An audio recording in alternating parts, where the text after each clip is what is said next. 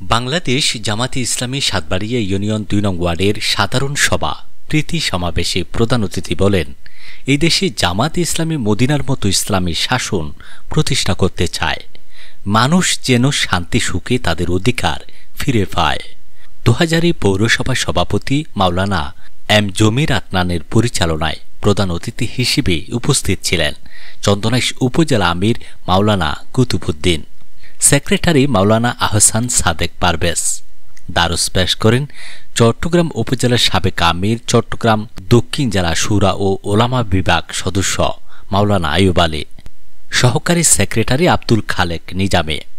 doctor শাহাদাত, ছাত্রনেতা নাসির উল্লাহ, Satbaria union সভাপতি শফিকুল রহমান, ছাত্র শিবিরের মহানগর দক্ষিণের প্রকাশনা সম্পাদক আতিকুর রহমান সাইদ, চট্টগ্রাম দক্ষিণ সাহিত্য সম্পাদক খন্দকার মোকাম্মেল,